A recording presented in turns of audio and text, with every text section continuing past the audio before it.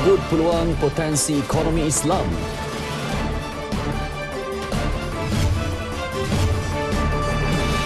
Undi belah bahagi bukti kesuburan demokrasi.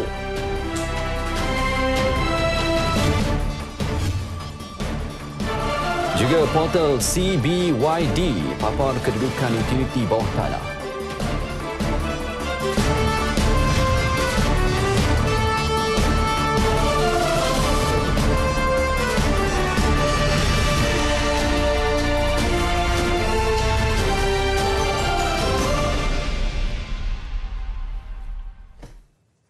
Assalamualaikum dan salam sejahtera. Nasional 8 malam ini bersama saya Syahril Sarafuddin. Dan saya Atika Memenaim. Negara-negara Islam tidak seharusnya mengabaikan peluang besar yang ditawarkan dalam ekonomi Islam. Menurut Perdana Menteri, potensi pertumbuhan ekonomi Islam dijangka mencecah $3 trilion Amerika menjelang 2021. According to the Thomson Reuters report on the state of the global Islamic economy 2016-2017, the Islamic economy, which it defines as consisting of halal food, Islamic finance, halal travel, modest fashion, halal media and recreation, and halal pharmaceuticals and cosmetics, is projected to reach a massive $3 trillion by 2021. Berucap pada perasmian Forum Ekonomi Islam Dunia WIEF ke-13, Datuk Seri Najib Tun Razak berkata laporan sama turut menyebut saiz pasaran aset kewangan Islam dijangka mencecah $3.5 trilion Amerika pada 2021. Bukan setakat itu, pertumbuhan ekonomi negara anggota Pertubuhan Kerjasama Islam OIC pula dijangka berkembang 2 kali ganda berbanding ekonomi negara maju pada tempoh yang sama. Di Malaysia, pelbagai usaha strategik telah dilaksana untuk memanfaatkan sepenuhnya peluang dalam ekonomi Islam. Ini terbukti apabila indikator ekonomi Islam global meletakkan Malaysia di tempat pertama daripada 73 negara Islam lain. Melangkah ke hadapan, Datuk Seri Najib dan juga Menteri Kewangan berkata, negara bersedia menghadapi perubahan disruptif revolusi industri 4.0. Ia disokong perancangan jangka panjang termasuk pembangunan inisiatif transformasi nasional TN50 dan pengenalan dasar digital Malaysia. Pada majlis yang sama, Datuk Seri Najib menyeru Indonesia dan Brunei bersama-sama Malaysia dalam memperkukuh kerjasama ekonomi hijau. Ia meliputi teknologi hijau dan pemeliharaan hidupan liar. A green economy as being an integral to our development. Economic growth and development must not be at the expense of the precious ecosystems as we are charged by the Creator himself with looking after. As his Khalifas, God appointed us as custodians of the earth. Kuala Lumpur bersedia mengadakan perbincangan lanjut mengenai cadangan itu dalam rangka forum yang sesuai melibatkan negara-negara berkenaan. Datuk Seri Najib yakin usaha kolektif tersebut bakal diiktiraf bukan sahaja di peringkat domestik malah masyarakat antarabangsa.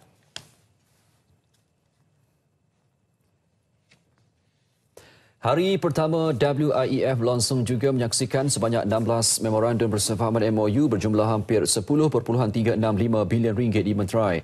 Majlis Pementeraian disaksikan oleh Perdana Menteri Datuk Seri Najib Tun Razak bersama Timbalan Ketua Menteri Sarawak Datuk Amar Awang Tengah Ali Hassan dan pengerusi WIEF Tun Musa Hitam. Ia melibatkan organisasi tempatan dan 9 organisasi antarabangsa pelbagai sektor dari China, Kanada, Indonesia dan Amerika Syarikat. Antaranya melibatkan sektor teknologi, makanan halal dan bekalan tenaga. Antara MOU yang dimeterai ialah kerjasama syarikat tempatan Sakofa Sendiran Berhad dari Malaysia dengan PT Super System Ultima dari Indonesia bagi penggunaan kabel gentian selam optik selam yang menghubungkan Borneo dengan Johor, Singapura dan Batam, Indonesia. MOU antara Malaysia Shanxi Business Council dengan Shanxi Halal Food Chamber of Commerce dari China pula bertujuan mempromosi peluang perniagaan halal bagi syarikat Malaysia ke China. Sementara itu, Datuk Seri Najib menerima kunjungan daripada beberapa pemimpin dunia Islam dan ikon teknologi di Pusat Konvensyen Borneo Kuching. Antaranya termasuk Perdana Menteri Maghribi Dr. Saad Edini El Osmani. Kunjungan seterusnya melibatkan delegasi Palestin yang diketuai Penasihat Presiden bagi Ahli Ehwal Agama dan Perhubungan Islam yang juga Ketua Hakim Mahkamah Syariah Dr. Mahmud Al-Habsyah dan Presiden Republik Tatarstan Rustam Nurgaliyevich Minakhanov. Perdana Menteri turut berkesempatan menemui ikon teknologi maklumat iaitu pengasas bersama Apple Incorporated Steve Wozniak.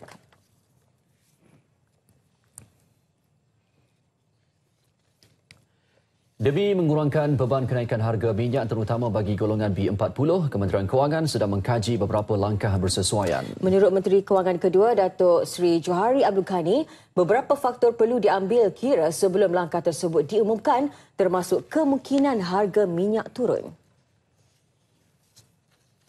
Langkah-langkah ni semua, we are actually looking into it to see the most effective way. Because dia tak boleh jumpa satu langkah yang boleh satisfy everybody.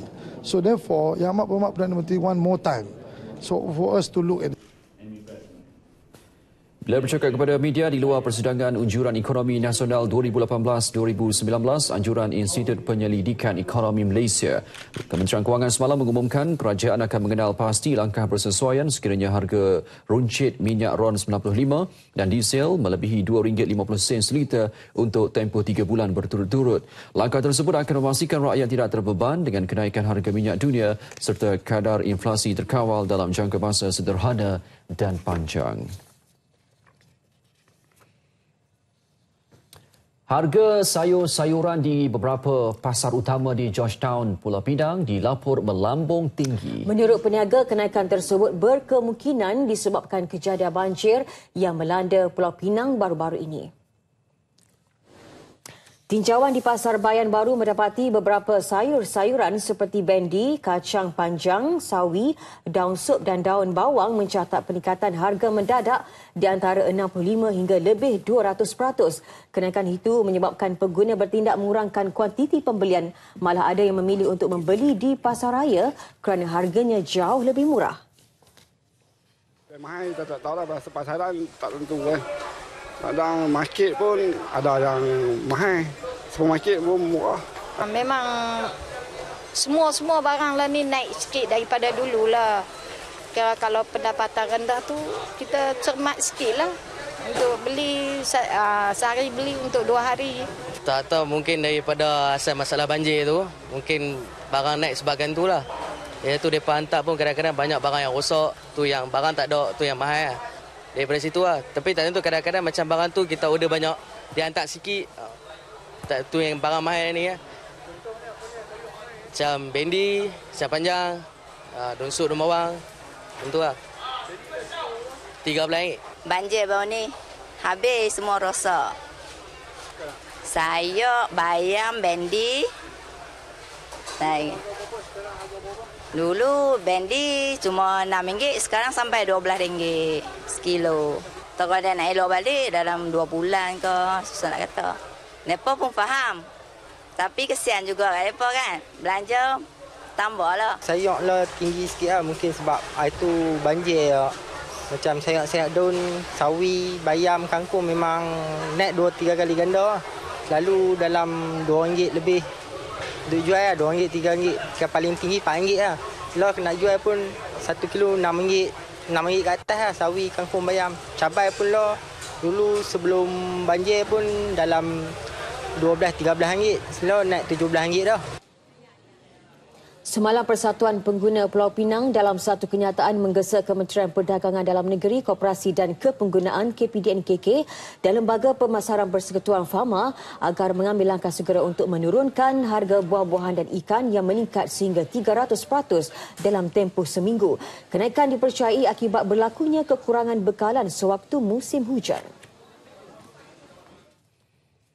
Jabatan Meteorologi mengeluarkan amaran kategori pertama angin kencang dan laut bergelora bagi kawasan perairan Pantai Timur, Semenanjung, Labuan, Pantai Barat dan pedalaman Sabah serta Kudat dan Sandakan. Amaran itu berkuat kuasa mulai Khamis 23 November hingga Isnin 27 November.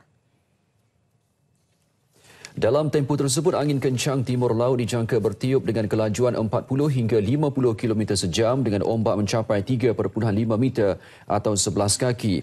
Keadaan itu berbahaya kepada bot-bot kecil, aktiviti rekreasi laut dan sukan laut.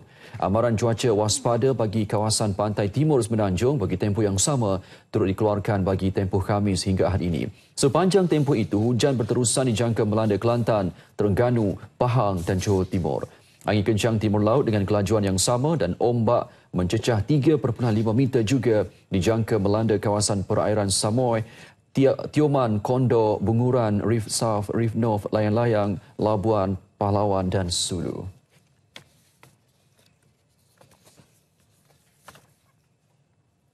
Bagi membolehkan pihak yang ingin menjalankan kerja-kerja penggalian tanah mengetahui kedudukan aset bawah tanah sekaligus mengelak ia mengakibatkan kerosakan, Malaysian Assess Forum Berhad MAFB membangunkan portal Call Before You Dig CBYD. Justru kerajaan negeri yang mempunyai perkhidmatan utiliti seperti air, elektrik dan gas digalak mendaftar dengan portal tersebut. Menurut Timbalan Menteri Komunikasi dan Multimedia Datuk Seri Jailani Johari, sebelum ini kerja-kerja penggalian serta pengkerudian tanah banyak menyebabkan kerosakan kabel disebabkan kontraktor yang melakukan kerja-kerja tersebut tidak mengetahui kedudukan utiliti berkenaan. Justru dengan adanya portal CBYD, ia bakal memberi maklumat awal kepada pemain industri. Kalau boleh, harapan pihak kerajaan supaya pihak-pihak utiliti yang di luar sana juga kalau boleh bersama dalam program Call Before You Dig, kerana apabila berlaku salah pengorekan, pengotongan dan sebagainya, dia akan melibatkan kos kerugian bukan saja kepada pihak pengguna tapi juga kepada pihak kerajaan. So inilah yang kita cuba tekankan, kerana Malaysian Access Forum ini merupakan satu forum yang ditubuhkan di bawah Akta Komunikasi dan Multimedia dan dia merupakan satu yang ideal di bawah kementerian itu. Dia merasmikan World Access and Interconnect Forum 2017 bertajuk Connecting Today for a Better Tomorrow di Ibu Negara.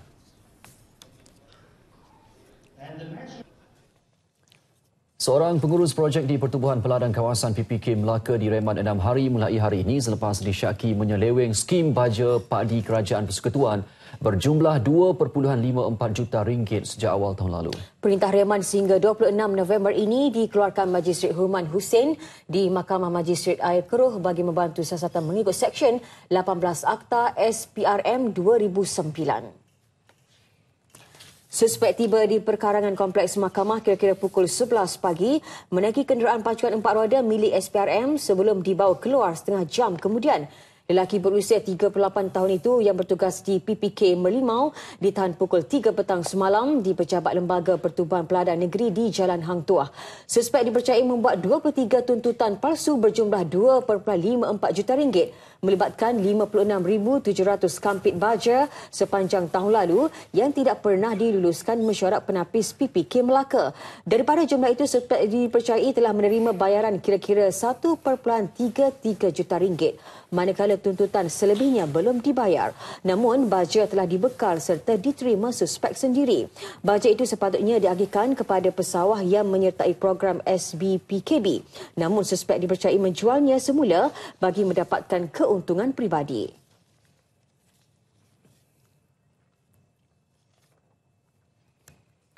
Kementerian Kesihatan menafikan laporan berlaku kekurangan ubat antibiotik di klinik-klinik kesihatan seluruh negara sehingga menyebabkan doktor bertugas terpaksa meminta pesakit mendapatkan bekalan ubat dari klinik swasta. Tegas Menteri Kesihatan Datuk Seri Dr. S. Subramaniam, pegawai perubatan kerajaan tidak sesekali dibenarkan melakukan perkara seumpama itu. Telah menjadi polisi kementerian, bekalan ubat-ubatan perlu dipastikan mencukupi di sesebuah klinik dan masalah kekurangan ubat tidak sepatutnya berlaku. Petugas boleh mendapatkan bekalan ubat di klinik-klinik berdekatan sekiranya sesebuah klinik tersebut kehabisan bekalan.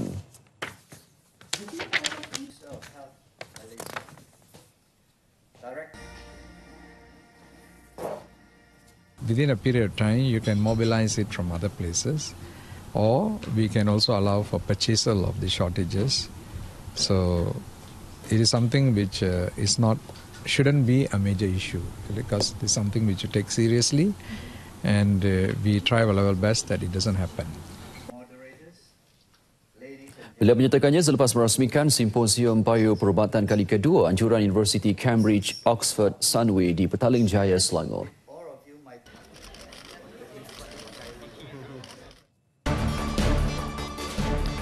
Lelaki gantung diri di rumah, 3 anak turut maut. Paparan lanjut seketika nanti.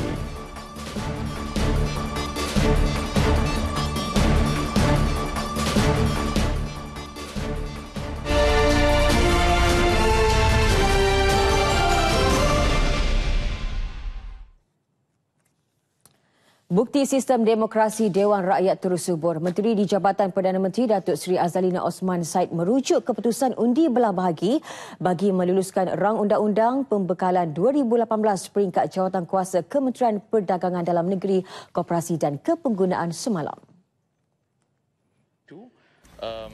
Jelasnya cubaan pembangkang untuk menggagalkan rang undang-undang berkenaan melalui undian belah bahagi nyata tidak berjaya.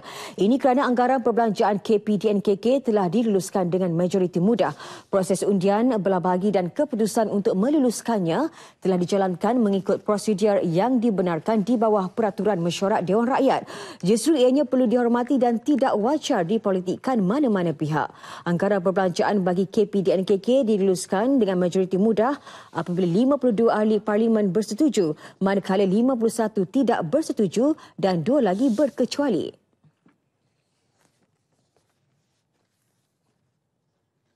...65 franchise tempatan berjaya menembusi pasaran 66 negara dengan 4,271 outlet dibuka. Prestasi franchise tempatan juga memberangsangkan dengan menyumbang 26.6 bilion ringgit kepada keluaran dalam negara kasar KDNK tahun lepas. Sumbangan kepada KDNK pada tahun 2015 pula sebanyak 26.8 bilion ringgit. Pencapaian tersebut dicapai susulan pelaksanaan pelbagai strategi yang dilaksana Kementerian Perdagangan Dalam Negeri, Koperasi dan Kepenggunaan dalam memperkenal dan membawa lebih banyak jenama franchise Malaysia ke luar negara. Kesannya, nilai pelaburan sebenar sebanyak 2.83 juta dolar Amerika berjaya dicatatkan tahun lepas setelah mempromosikannya di Kemboja, Vietnam, Thailand dan Indonesia. Bagi tahun ini pula ia mencatat nilai pelaburan sebanyak $900,000 Amerika. Kebanyakan daripada syarikat-syarikat yang kita bawa tersebut adalah syarikat-syarikat yang kita rasa mampu untuk bukan hanya menjadi franchisor di luar negara, tetapi juga dapat membuktikan bahawa produk-produk Malaysia boleh diketengahkan. Jadi konsepnya adalah bukan hanya nak membawa produk tersebut tetapi juga membawa imej Malaysia sebagai sebuah negara yang maju, yang dikenal oleh seluruh dunia yang ada hari ini. Terima kasih, Tuan Ketua. Bila menjawab pertanyaan ahli Parlimen Sekijang Anwar Abdul Manap, tambah Datuk Seri Hamzah, sektor makanan dan minuman menyumbang 39% daripada jumlah keseluruhan syarikat franchise berdaftar. Manakala sektor pakaian dan aksesori, perkhidmatan dan penyelenggaraan serta pusat pembelajaran dan asuhan masing-masing menyumbang 11%. Sektor telekomunikasi dan elektronik pula menyumbang 4%, kedai serbaneka dan pasaraya 2% dan lain-lain perniagaan 12%. Jumlah ekspor produk pertanian pada tahun lepas adalah 70.4 bilion ringgit. Malah pada tahun yang sama, Malaysia juga merupakan pengeluar dan pengekspor kedua terbesar di dunia bagi komoditi kelapa sawit dengan nilai ekspor sebanyak 48.27 bilion ringgit. Jelas Timbalan Menteri Perdagangan Antarabangsa dan Industri Datuk Chua Tee Yong, Malaysia turut mengekspor produk-produk yang berasaskan komoditi yang lain seperti getah asli dengan ekspor nilai 3.6 bilion ringgit dan kayu bergergaji sebanyak 4.2 bilion ringgit. Secara keseluruhan, Malaysia mengekspor sejumlah 20 bilion makan berproses ke seluruh dunia yang terdiri daripada produk makanan dan persediaan, koko dan penyediaan koko, produk biji harian dan berasaskan tepung, kopi termasuk kopi segera dan lada hitam. Beliau menjawab soalan Ahli Parlimen Putatan Datuk Markus Mojiko. Antara produk tempatan yang dikategorikan sebagai keluaran asli yang berjaya dipasarkan di pasaran antarabangsa ialah produk tongkat ali, sarang burung, durian sejuk beku, gula nira, roti canai dan teh tarik. Kerajaan melalui agensi-agensi berkaitan akan terus mempromosikan produk tempatan untuk menembusi pasaran antarabangsa. Kes perkhidmatan dobi untuk golongan Muslim serta larangan wanita bertudung di kaunter hadapan tidak boleh dijadikan ukuran terhadap kegagalan konsep wasatiyah. Ini kerana kerajaan mempunyai penanda aras tersendiri iaitu Indeks Syariah Malaysia ISM bagi melihat secara keseluruhan prinsip berkenaan serta konsep maqasid syariah yang diamalkan di Malaysia. Perkara tersebut diperjelaskan Menteri di Jabatan Perdana Menteri Datuk Seri Jamil Khirbharun. Kita tidak hanya melihat kepada insiden-insiden yang berlaku 1, 2, 3 perkara dan sebagainya, tetapi kayu ukur yang telah dibuat oleh pihak kerajaan dalam pelaksanaan wasatiyah dalam masa yang sama juga melaksanakan maksud maqasidus syariah saya sebutkan sebentar tadi. Kita ada satu lagi perkara yang berhormat yang dipanggil dengan ISM, Indeks Syariah Malaysia. Indeks syariah ini adalah merupakan kayu ukur ataupun pengukuran di mana kejayaan yang telah kita capai. Mungkin ramai orang boleh menyatakan dan mendakwakan tentang mereka telah melaksanakan kebaikan-kebaikan di dalam negara dan juga negeri masing-masing. Namun apakah bukti dan pengukuran yang dibuat? Jadi sebab itu melalui ISM, Indeks Syariah Malaysia yang diperkenalkan juga oleh Yang Amat Berhormat Perdana Menteri, kita mengukur kementerian-kementerian yang telah melaksanakan hal-hal yang berjadi tanggungjawab maqasid syariah dalam pelengkatan pelaksanaan mengikut wasatiyah, maka kita telah mencapai satu indeks yang diukur dengan begitu selesa. Beliau menjawab soalan tambahan Ahli Parlimen Gombak Datuk Seri Azmin Ali. Mengulas lanjut, Datuk Seri Jamil berkata konsep wasatiyah adalah sederhana dan berada di tengah-tengah dua unsur iaitu ekstrim dan liberal. 377 daripada lebih 4,000 jajaran sungai di seluruh negara semakin cetek sekiranya ia berterusan, banjir kilat akan berlaku. Pemantauan Jabatan Pengairan dan Saliran JPS turut mendedahkan punca utama masalah tersebut adalah kerakusan manusia meneroka kawasan untuk pelbagai tujuan termasuklah pertanian dan pembalakan. Kawasan Rizab yang seharusnya menjadi zon tadahan air juga ditarah untuk pembangunan.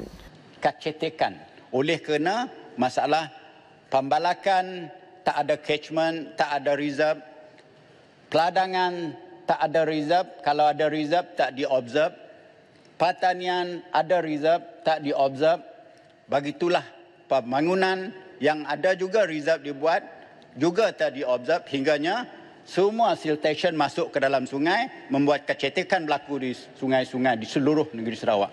Jadi Malaysia, kalau kita nak dragekan semua sungai, yang bermakna it cost us hundreds of billion. Inilah. Beliau menjawab pertanyaan Ahli Parlimen Bintulu Datuk Seri Tiong King Sing. Saya berasal dari Melaka, dibesarkan di sekolah Handi Geni sebab ayah saya kerja sebagai pegawai penjara di sana. Ayah boleh dikatakan seorang yang tegas, tapi pada masa yang sama dia boleh berlawak juga. Pada saya, sikap ayah yang tegas tu membuatkan kami semua adik-beradik jadi insan yang berguna jugalah. Tapi ayah baru meninggal. Benda tu memang tak sangka lah. Sebab ayah sepanjang saya hidup lah, saya tak pernah tengok ayah sakit kecuali macam demam biasa macam tu. Tapi tak lama lepas tu dapat tahu ada kanser prostat. Baru setahun lebih lah dengan Bank Islam. First saya memang tak sangka saya boleh buat bila saya attach kat sel.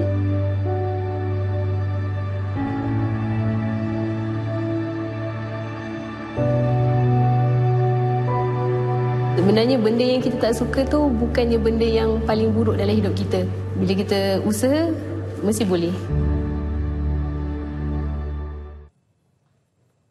Bersua kembali, masalah hutang yang berat dipercayai punca seorang lelaki berusia 48 tahun menggantung diri di rumahnya di Lot 88 Perdana Haig Sungai Petani, Kedah semalam. Manakala kematian ketiga-tiga anaknya dipercayai dicekup pada bahagian muka menggunakan objek lembut seperti bantal. Jelas Ketua Polis Kedah, Datuk Asri Yusof, kemungkinan lelaki terbabit dikejar lintah darat atau ahlong atau sebaliknya masih dalam siasatan polis. Isu dia keberhutanan yang berat. Hutang. Kita pun tak tahu, tapi dimaklumkan hutang lah.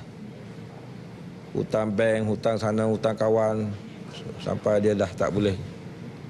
Tak tahulah dikejar atau tolong tidak, kita masih lagi siasat. Beliau bercakap pada sidang media di IPK Kedah di Alustar.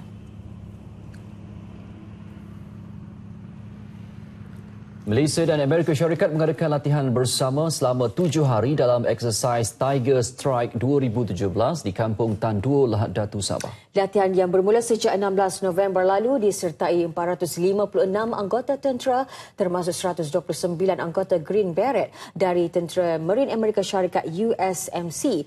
Tamrin Jamil di Lahad Datu ada laporannya. Eksersis Tiger Strike 2017 bukan sahaja dapat meningkatkan kemahiran dan ilmu ketenteraan, malah memperkukuh persefahaman daripada pelbagai tahap seperti perancang latihan dan aspek operasi mempertahan kedaulatan negara. Kita belajar bersama tentang apa kepakaran yang telah mereka miliki, khususnya tentera Amerika, dan kita belajar daripada mereka dan mereka juga belajar daripada kita, angkatan tentera kita. Dan ini bukanlah merupakan salah satu negara yang kita laksanakan sama-sama. Kita banyak negara-negara lain yang kita laksanakan. Contohnya latihan FPDA, Five Power Defence Arrangement, di mana melibatkan Singapura, New Zealand, Australia dan UK dan Malaysia. Eksersis kita bilateral di antara Malaysia dan Indonesia, Malaysia Thailand, Malaysia Singapura, Malaysia UK, banyak. Bukan ini saja. Simulasi dan demonstrasi pendaratan amfibi serta serangan pantai turut dipersembah anggota daripada kedua-dua pasukan. Eksersis kali ini direka bagi memperkukuh kekuatan tempur, berkeupayaan mengukuhkan hubungan komunikasi serta merancang bentuk operasi bersama dalam mengukuhkan keselamatan di Timur Sabah. Sesungguhnya eksersis ini telah berjaya mewujudkan keboleoperasian bersama di antara Angkatan Tentera Malaysia dan juga Tentera Amerika Syarikat. Terutama sekali dalam aspek operasi amfibi sekaligus dapat meningkatkan kemahiran pada setiap peserta. Eksersis juga ini telah berjaya mewujudkan persefahaman dalam merancang latihan dan juga operasi bersama. Laporan Tamrin Jamil bersama juru kamera Hasbi Selamat dari Kampung Tanduo, Lahad Datu, Sabah untuk berita RTM. Baik, isu pemilikan tanah orang kampung tidak wajar dipolitikkan tetapi memerlukan jalan penyelesaian segera. Demikian rintihan penduduk kampung Sungai Sirih, Tampahan, Kelang terhadap Menteri Besar Selangor Datuk Seri Azmin Ali berhubung isu pemilikan tanah rizab kereta api Tanah Melayu Berhad KTMB. Bercakap ketika mengadakan bantahan aman, Ketua Penerangan Persatuan Penduduk Kampung tersebut, Aladin Sultan Khan berkata borang 5A pemilikan tanah telah diberi sejak pentadbiran Menteri Besar terdahulu Tan Sri Khalid Ibrahim pada 2012, namun masih tiada jawapan sehingga kini. Namun mereka dimaklumkan baru-baru ini penduduk asal yang tinggal di kawasan itu kira-kira 40 tahun dan sepatutnya menerima tanah tersebut tiada dalam senarai penerima. Ia berlaku apabila borang 5A diedarkan semula tahun ini tetapi penerima borang pada 2012 tiada dalam senarai penerima. Jumlah bayaran premium tanah seluas 50 kali 80 juga berbeza antara satu sama lain.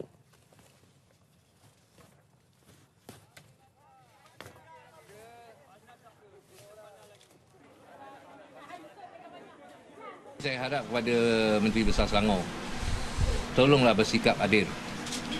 Sebab kami, penduduk Selangor, dan juga kami peneroka asal di atas tanah KTMB ini. Jangan ada pilih kasih, jangan ada sentimen politik dalam kalangan penduduk. Walaupun saya sudah membayar segala-gala borang 5A setelah selesai, tapi saya masih dapat lagi borang 5A. Pun saya pun tak faham. Orang yang dah selesai bayar pun masih dapat balik 5A lagi. Adakah kami ni kena bayar 2 kali? Ini yang persoalannya sekarang ni. Kita orang penduduk asal sini. Saya dah lama duduk sini. Tanpa karen tak ada, air tak ada, kita orang duduk sini. Sampai sekarang pun dekat 30 tahun kita duduk sini tak ada dapat apa-apa. Dia janji je. Daripada anak saya kecil sampai dah bercucu dah. Tanah tak selesai lagi. Pasal tak ada tempat lain nak pergi. Kan? Untuk anak-anak. Kalau kami mati pun untuk anak kami akan datang ni. Saya minta tolonglah jasa baik pada kerajaan di Selangor. Pandanglah kami kat sini. Jumaat ini, Datuk Seri Azmin dilaporkan akan datang ke Dewan Kampung Sungai Sirih Tambahan 2 untuk menyampaikan borang 5A kepada 84 penduduk meski bilangan rumah penduduk asal ialah 114 sebuah. Mereka yang risau ketiadaan nama dalam senarai juga mahu Pejabat Tanah Daerah menyelesaikan perkara itu secepat mungkin. Hari itu saya cakap dengan YB kalau YB bagi kata putih.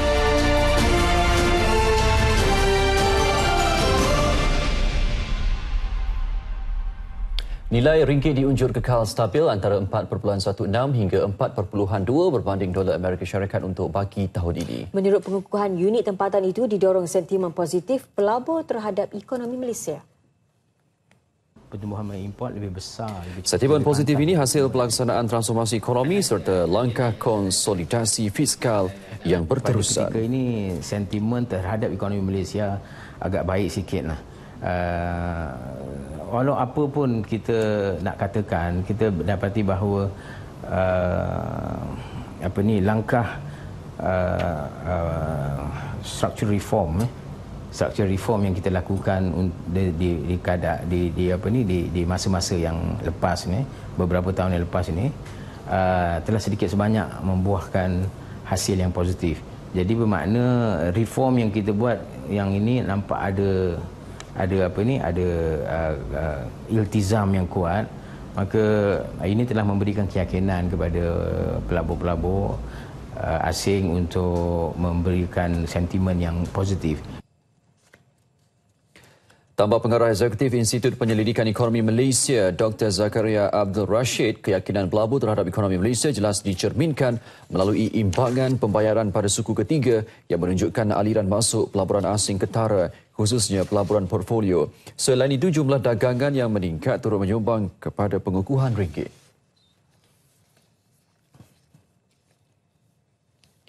Kerajaan tidak akan menarik semula keputusan untuk membekukan kelulusan pembinaan bagi projek hartanah mewah dan komersial. Jelas Menteri Kewangan 2, Datuk Seri Johari Abdul Ghani, keputusan tersebut bagaimanapun tidak melibatkan projek-projek yang telah diluluskan dan sedang dalam pembinaan. Kita akan freeze projek-projek shopping mall and then office, pejabat-pejabat. Kemudian kondominium mewah yang above 1 million. Kita beritahu we stop for a while. Dan berapa lama it depends on kita akan relook balik the situation, especially the unsold unit. That is the stand. There's no such thing U-turn. Jika langkah pembekuan itu tidak dilaksana, ia akhirnya akan memberi kesan kepada sektor perbankan tempatan. Ini kerana kebanyakan projek hartanah yang tidak terjual mendapat pembiayaan daripada bank-bank tempatan. Datuk Seri Johari bercakap di luar persidangan unjuran ekonomi nasional 2018-2019 di Ibu Negara. Bursa Malaysia Berhad menyasar untuk meningkatkan jumlah penyertaan runcit dalam pasaran saham kepada 25% dalam tempoh terdekat berbanding 23% setakat Oktober tahun ini. Menurut Ketua Pegawai Eksekutifnya, Datuk Seri Tajuddin Atan, ia melalui penganjuran kempen pendidikan awam yang dikenali sebagai What's Your Goal untuk tempoh 3 bulan. Jelasnya kempen ini mengajak orang ramai untuk mempertimbangkan pelaburan saham sebagai sebahagian daripada portfolio pelaburan mereka dan mengubah tanggapan bahawa pelaburan saham terlalu berisiko. Berlangsung bermula 21 November 2017 hingga Februari 2018, 80 seminar dan bengkel pelaburan akan dianjurkan sempena kempen tersebut.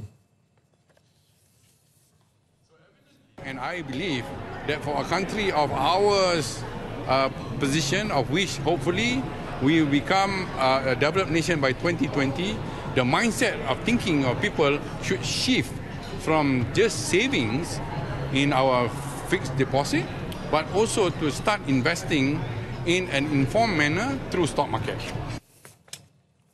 Dalam pada itu, Tan Sri Tajuddin berkata terdapat 1 atau 2 lagi penyenaraian tawaran awam permulaan IPO untuk baki tahun ini. Dari tempoh Januari hingga November 2017, 13 IPO telah berjaya disenaraikan dengan permodalan pasaran berjumlah 7.4 bilion ringgit.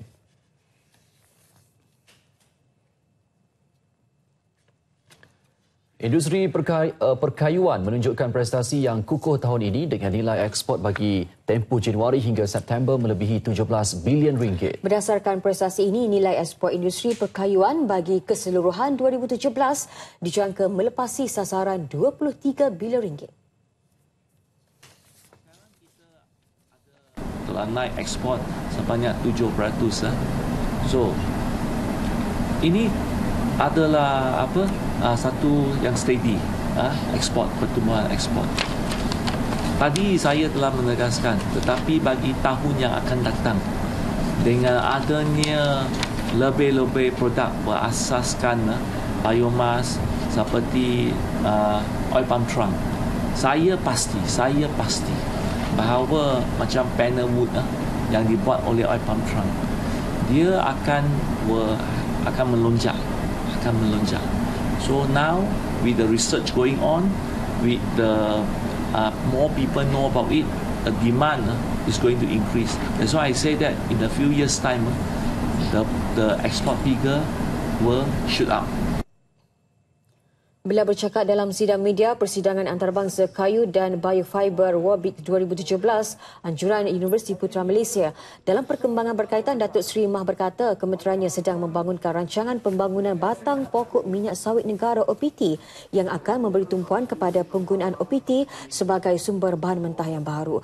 Tahun lalu, industri sawit negara telah menghasilkan 6.3 juta tan batang kelapa sawit kering yang berpotensi digunakan sebagai sumber alternatif bahan mentah. Buzz Plantation Berhad mencatat lonjakan keuntungan selepas cukai menjadi 561 juta ringgit pada suku ketiga berakhir 30 September 2017 berbanding 38 juta ringgit yang direkodkan pada tempoh sama tahun lalu. Timbalan pengurusinya Tan Sri Lodin Wok Kamarudin dalam satu kenyataan berkata, prestasi kewangan yang kukuh ini disumbang keuntungan yang diraih daripada pelepusan tanah berjumlah 555 juta ringgit. Pendapatan Bowser Plantation Berhad juga kukuh berjumlah 183 juta ringgit pada tempoh sama. Sejajar prestasi kewangan kumpulan yang mantap, Lembaga Pengarah telah mengisytiharkan dividen interim ketiga sebanyak 3 sen sesaham dan dividen khas 7 sen sesaham bagi tahun kewangan berakhir 31 Disember 2017. Dividen akan dibayar pada 19 Disember 2017 untuk pemegang saham yang tersenarai dalam daftar pada 8 Disember 2017.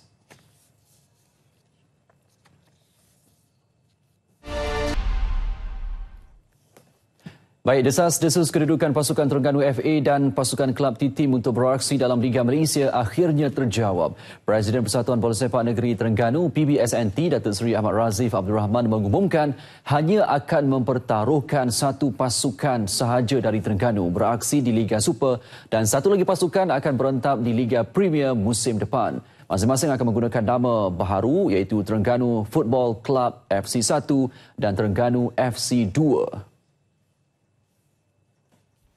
Jelas Datuk Seri Ahmad Razif yang juga Menteri Besar Terengganu, keputusan tersebut dibuat selepas memperolehi persetujuan bersama para ahli gabungan persatuan ketika mempengerusikan Kongres Tahunan PBSNT 2017 secara tertutup di Batu Buruk, Kuala Terengganu. Selain turut bersetuju untuk mengkomersialkan persatuan itu dengan menubuhkan syarikat di atas nama Terengganu Football Club Sdn Bhd bagi mentadbir dan menguruskan perjalanan kewangan 5 buah kelab Terengganu FC yang bakal diwujudkan nanti. Sementara PBSNT pula akan terus memainkan peranannya dalam aspek pembangunan bola sepak negeri termasuklah meningkatkan lagi aspek pengurusan serta kejurulatihan.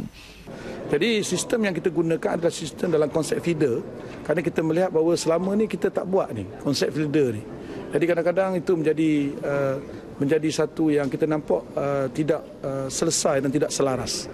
Jadi maka kita wujudkan 5 pasukan berasas feeder bermula daripada Terengganu FC. Maka Terengganu FC ini sebagai parent kepada tim, pasukan kepada yang lain. Jadi akhirnya nanti endingnya nanti di situ. Menurut Datuk Seri Ahmad Razif, pemain terbaik dari kedua-dua pasukan akan digabungkan dalam pasukan Terengganu FC1 di bawah kendalian Ketua Jurulatih Irfan Bakti Abu Salim.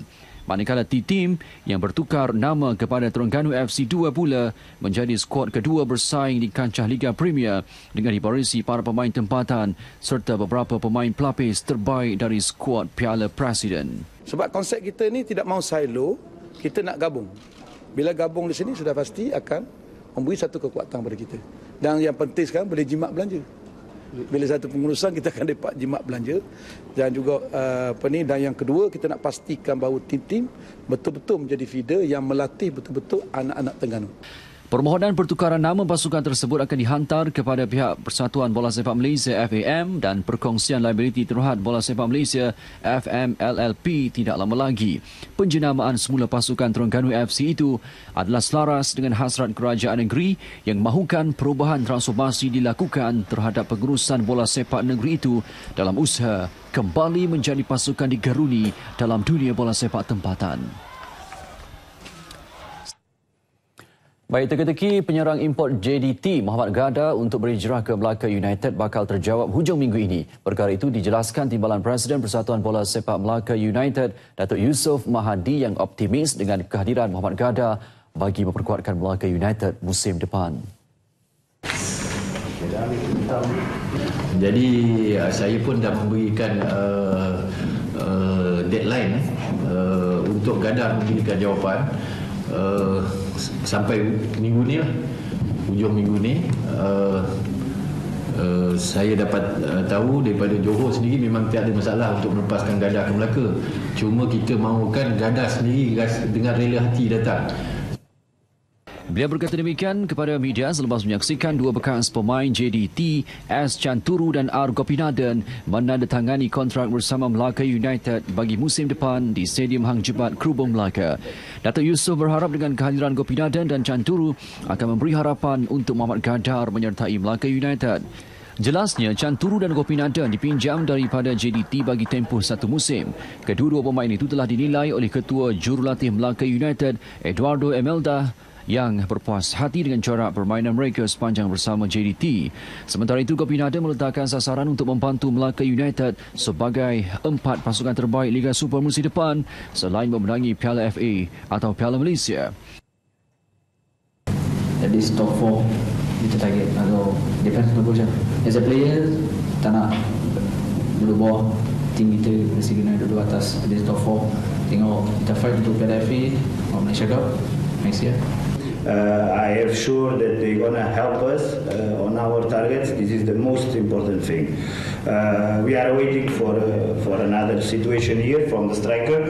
Also, if his decision of him is positive and if he feel good to join us, he will welcome to Melaka also. Melaka United juga mengintai 2 lagi pemain import dari Portugal dan Perancis untuk memperkuatkan barisan serangan. Baik, dalam perkembangan lain, Persatuan Bola Sepak Negeri Pahang PBNP menolak tawaran untuk beraksi dalam saingan Piala Konfederasi Bola Sepak Asia AFC 2018.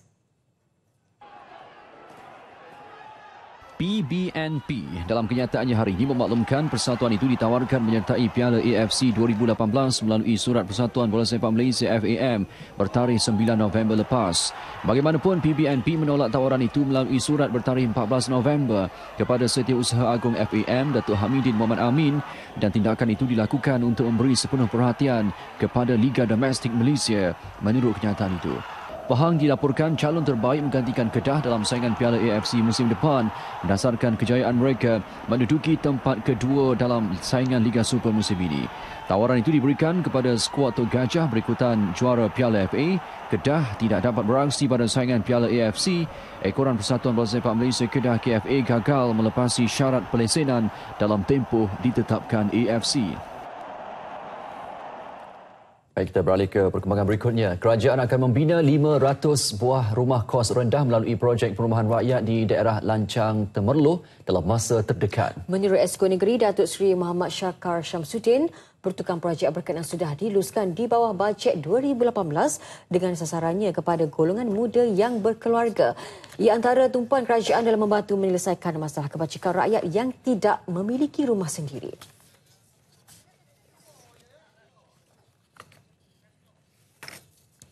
kita akan adakan kempen supaya golongan muda ni, kerana apabila kita nak beli rumah kos rendah ini, kita mesti berdaftar dengan kerajaan negeri, dengan bahagian perumahan negeri, supaya nama kita dimasukkan di dalam senarai penerima ataupun mereka yang layak untuk menerima. Jadi kita nak galakkan.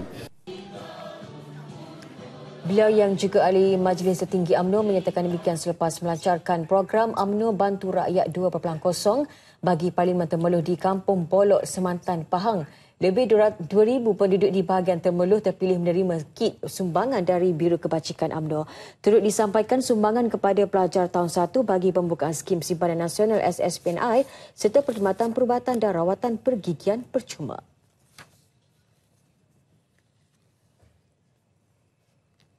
Baik, 7 anak Malaysia yang menggelarkan diri mereka The Magnificent Seven menempa nama dalam The Malaysia Book of Record MBOR selepas berjaya mengharungi cabaran Sungai Nil Mesir dengan berkayak. Kejayaan mereka diiktiraf sebagai ekspedisi berkayak Sungai Nil berkumpulan pertama yang dilakukan pada 11 hingga 16 November lalu. Wartawan Azizi Harun ada laporannya.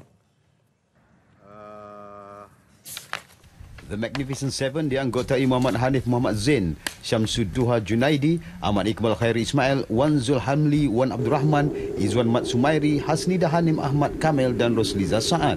Pendayung dari Majlis Rekreasi Malaysia MRM itu berjaya mengharungi cabaran sejauh 200 km dari Aswan ke Laksa selama lebih 35 jam. Bila nampak je ferry dan kruz yang lalu, dan kita pengayap-pengayap kita punya atlet ni kena beransur ke tepi kalau kita tak nak kena wave ombak yang besar. So itu antara cabaran-cabarannya, samping dengan weather yang tak menentu. Kalau kita tak ada motivasi diri untuk diri kita sendiri, kawan pun tak ada, setiap kawan pun susah ada. Waktu tu mungkin kita berjauhan, waktu tu kita sendiri bawa diri kita kena ada motivasi diri kita sendiri. Pun tahu kan, kekuatan perempuan tu dia ke belakang sikit daripada lelaki. Tapi dengan latihan yang solid, kami cubalah untuk bersaing sesama lelaki. Alhamdulillah jaya. The Magnificent Seven ditemui selepas menjadi tetamu rancangan Selamat Pagi Malaysia di Angkasa Puri. Mereka dipilih daripada 72 peserta yang perlu menjalani pelbagai ujian ketahanan fizikal dan mental selama 4 bulan. Baik, Nasional 8 edisi Selasa 21 November berakhir di sini. Segmen bersama YB menyusul selepas ini. Dengan itu, Assalamualaikum. Salam sejahtera.